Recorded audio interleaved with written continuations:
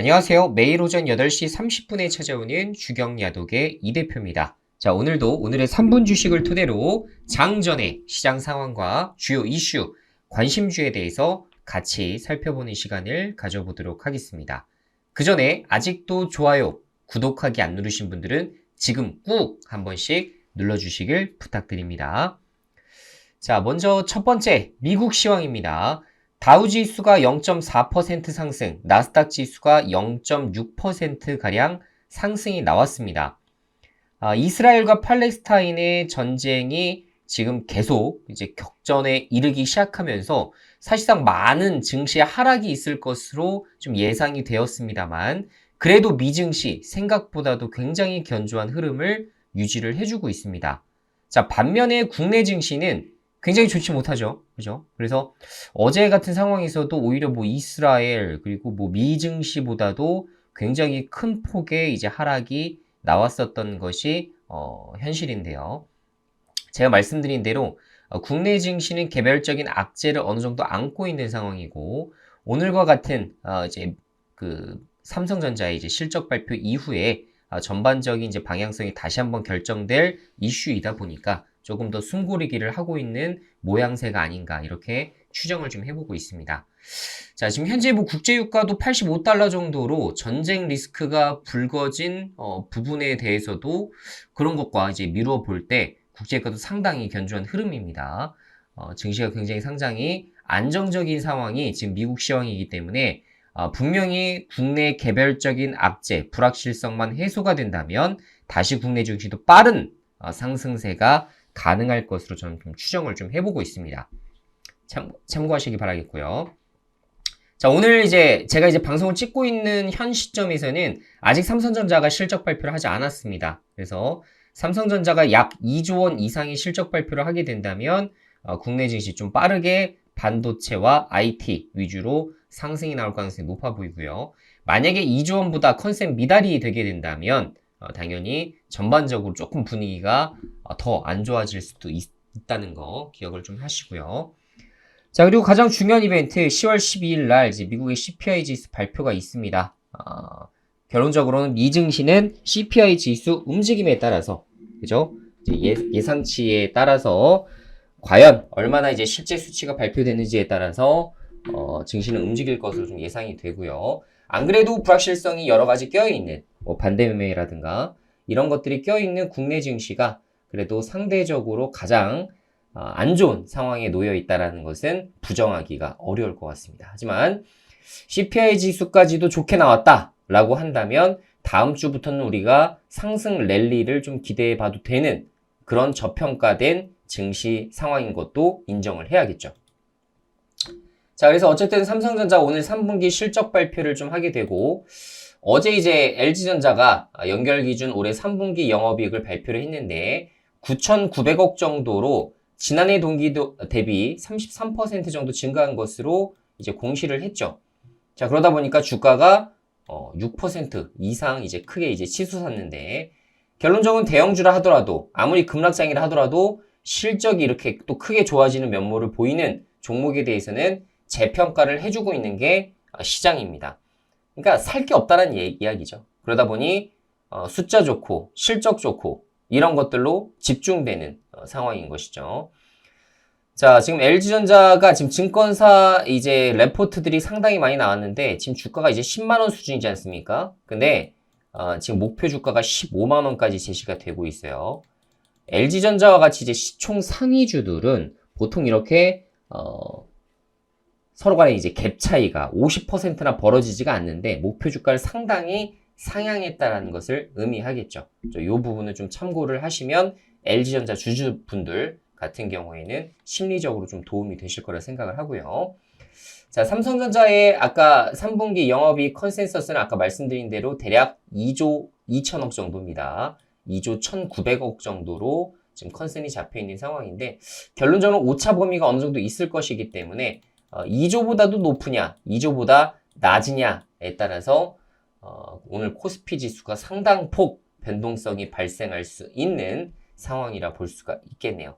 자, 반도체 부문에서는 여기에 나와 있지 않지만 대략 약 한 4조 원 정도의 적자가 나올 것으로 좀 기대가 되는데 만약에 4조 원보다도 조금 더 높은 수치가 나온다면 반도체가 생각보다 좋구나 라고 생각해서 전형적으로 지금 현재 침투율이 굉장히 높은 DDR5 쪽 관련된 종목들이 올라갈 여지가 높아요. 그리고 최근에 이렇게 하락장에도 불구하고 DDR5는 상당히 좋은 면모를 많이 보였었습니다.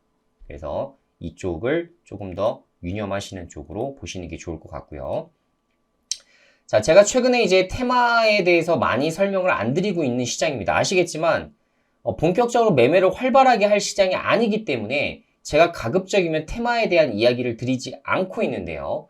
자, 그런데 사우디 쪽은 제가 조금 강조한 바가 있었습니다. 기억하시죠? 10월 달에 분명히 사우디 관련해서 이제 이슈가 많이 발생하고, 자, 이재용부터 시작해서 뭐 LG그룹 모든 지금 우리 4대 총수들이 모두 이제 사우디 이제 방문하고 관련해서 이제 또 여러 가지 이제 협력적인 부분들을 논의할 예정이기 때문에 사실 사우디는 좀 크게 기대를 좀 해볼 수가 있었거든요. 자, 그런데 어제 갑작스러운 폭락이 나왔습니다. 자, 그 이유가 뭐였죠? 그 이유를 추정하신 분들 혹시 계실까요? 자, 사우디 빈살만이 팔레스타인 편에 설 것. 이게 약간 좀 자극적인 이제 코멘트이긴 합니다만, 나는 팔레스타인을 지지한다. 정확하게 그 영어로 해석하면 나는 팔레스타인을 지지한다 라는 입장을 이제 피력을 한 부분들이 아무래도 심리적으로 이제 미국을 건들 가능성이 높다 이렇게 생각을 했겠죠. 그죠? 자꾸 사우디가 미국과 반하는 결정들을 가끔 이제 이렇게 하게 되는데 석유를 증산해라 이렇게 했는데 아니야 나 감산할 거야 이렇게 했었죠. 그래서 미국이 쟤네들 왜 저러지? 말 잘 듣던 애들이 이렇게 생각을 했었다가 지금 현재 또 팔레스타인 편에 선다. 요런 또 부분 때문에 아무래도 뭐 네옴시티라든가 이런 프로젝트에 대해서 영향을 끼치지 않을까 이런 우려가 아마 반영된 것이 아닐까 저는 이렇게 좀 추정을 하고 있는데, 결론적으로 말씀드리면 네옴시티가 취소될 확률이 있어요? 이거는 제 생각에는 이제 당연히 없을 것이라고 생각을 해볼 수가 있을 것 같고, 물론 이제 테마가 이제 심리다 보니까 심리가 나쁜 심리가 이렇게 반영이 되게 되면 주가가 좀 하락할 수 있겠죠. 하지만 10월 달에 어쨌든 국내 업체들은 어떻게 하겠어요? 어떻게든지 여기서 네옴시티 관련된 부분 최대한의 많은 프로젝트에 참여해서 많은 매출을 가져올 수 있는 부분들을 그려나가겠죠. 자, 그런 입장에서 봤을 때에는 유신, 히림, 뭐 미코바이오메드, SY, 한미글로벌이 대표적인 이제 종목이라 말씀드릴 수가 있는데, 이런 종목들은 지금 저점에서 만약에 바닥을 확보한다. 기존 보유자들 같은 경우에는 바닥이 이제 횡보하거나 바닥을 확실하게 다져나가는 이런 패턴들이 확인되면 그때 이제 추가 매수로 대응을 하는 것도 방법이 될 수 있을 것 같고요. 아직 매수를 하지 않으신 분들 같은 경우에는 심리적으로 역시나 마찬가지입니다. 바닥을 확보하고, 그죠? 바닥 과정이 정확하게 이제 좀 확인되는 이런 부분, 그리고 본격적인 매수세가 서서히 유입되는 모습들이 나타나면 그때 신규 매수를 하셔도 늦지 않을 것 같아요. 저도 이제 공식적으로는 지금 사우디 관련된 종목을 단 한 종목도 편입하지 않은 상황입니다. 그래서 어제와 같은 급락은 어떻게 보면 저한테는 좀 반가운 소식이 될 수가 있을 것 같아서 오늘부터 이 관련된 말씀드린 이 5종목에 대해서 조금 더 깊이 있게 좀 추적을 좀 해볼까 합니다. 전 지금 그런 생각을 갖고 접근을 하려고 해요. 좀 참고를 하시면 좋을 것 같고요. 자, 테마주 특성상 어떤 프로젝트가 시행되거나 혹은 관련된 뉴스가 나왔을 때 기대감으로 인해서 먼저 급등하죠. 이 프로젝트로 내가 얼마만큼의 돈을 벌 수 있는지는 사실 크게 중요하지가 않습니다. 실질적인 수혜주이고, 그쵸? 유신, 뭐, 히림, 미코바이오메드, 실질적으로 사우디가 투자까지도 집행할 정도로 강한 이런 신뢰를 받고 있는 기업들이기 때문에 단순하게 초전도체 이런 테마와는 결 자체가 다릅니다.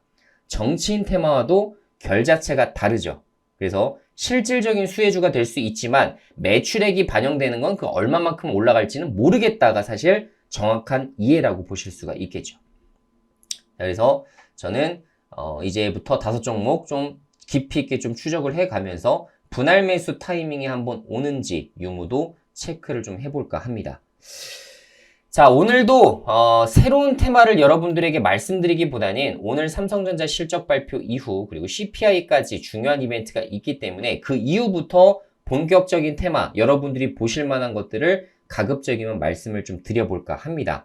자, 그리고 제가 지난 이제 저녁에도 이제 방송을 진행하는 것들 보신 분들 계시겠지만 YTN에 대해서도 말씀을 드려본 바 있습니다. 거기에 대한 투자 아이디어도 다시 한번 확인하셔서 YTN도 어제와 같은 시기에서도 주가가 상당히 그래도 견조한 흐름을 나타냈었기 때문에 거기서 23일 이전까지 급등 시나리오가 아직도 유효한지를 지속적으로 뉴스를 체크해 보세요. 테마라는 건 뉴스를 체크해야 됩니다. 뉴스 한 번에 지금 만약에 매수 의견에서 매도 의견으로도 바뀔 수가 있는 부분이기 때문에 뉴스 체크 없이 내가 테마주를 매매한다. 사실상 쉽지 않습니다. 차트만 보는 것도 항상 크게 실패하는 이유가 뭡니까? 차트가 굉장히 좋았다가 뉴스 한 번에 확 미끄러지거든요. 그래서 뉴스를 여러분들이 그 어느 때보다도 테마주는 빠르게 체크하고 깊이 있게 체크해야 된다라는 걸 다시 한번 설명드리도록 하겠습니다. 자, 오늘도 여러분들의 성공 투자를 기원하도록 하겠고요. 굉장히 어려운 시장이지만 제가 말씀드린 대로 이번 주에 굵직한 이벤트들이 국내에서도 그리고 해외에서도 마무리가 되는 시점이기 때문에 다음 주부터는 아무래도 팔레스타인, 이스라엘의 이런 지정학적 리스크가 더 불거질 수는 있겠습니다만 그것은 우리가 좀 예상하기는 어려울 것 같다. 그래서 우리가 예상할 수 있는 범위 내에서 여러 가지 이슈들을 파악해서 투자하는 것이 좋을 것 같다라는 생각은 그대로 유효합니다.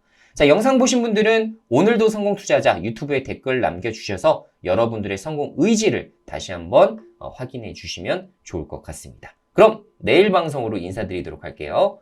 안녕.